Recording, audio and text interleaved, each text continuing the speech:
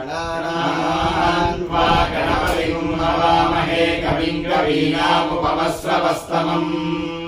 येषराजम् ब्रह्मणाम् ब्रह्मणस्पत आनः शृण्वन्नोतिभिः सीदसादनम् प्रणो देवी सरस्वती वाजेभिर्वाजिनीवती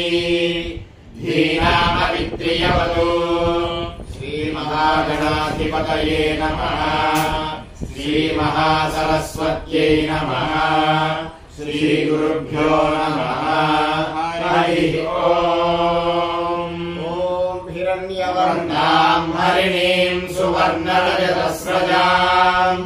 चन्द्राम् हिरण्मयीम् लक्ष्मीम् जातवेदो ममावः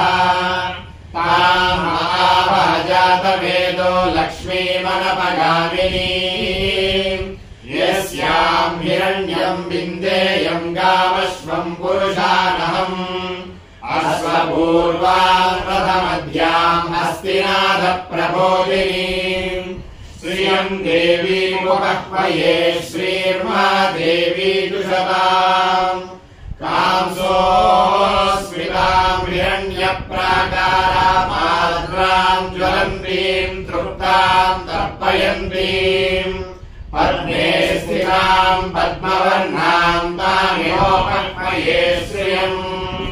चन्द्राम् प्रभासाम् यशसा ज्वलन्तीम् श्रियम् लोके देवजुष्टामुदाराम् ताम् पद्मिनीमीम् शरणमहम् प्रपद्ये लक्ष्मीर्वेदस्य ताम् त्वाम् वृणे आदित्यवर्णे तपसो दिशातो वनस्पतिस्तव वृक्षोऽथ बिल्वः अस्य फलानि तपसानुतन्तु मायान्तरायाश्च भाग्या अलक्ष्मीः उभयतु माम् देव सकः कीर्तिश्च मणिना सह प्रादुर्भूतोऽस्मि राष्ट्रेऽस्मिन् कीर्तिमुक्तिम् ददातु मे श्रुत्पिपासामलाम् ज्येष्ठामलक्ष्मीर्नाशयाम्यहम् अभूतिमसमृद्धिम् च सर्वान्निम् दद मे गृहात्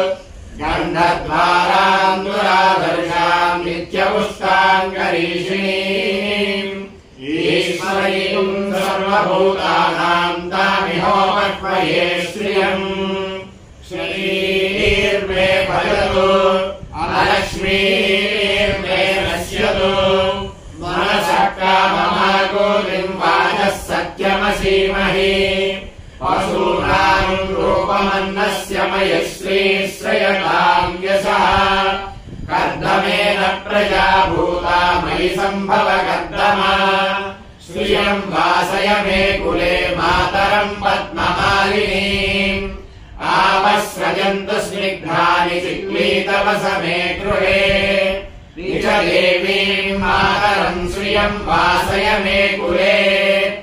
आर्द्राम् पुष्करिणीम् पुष्टिम् पिङ्गलाम् पद्ममालिनीम् चन्द्राम् हिरण्मयीम् लक्ष्मीम् जातवेदो ममावः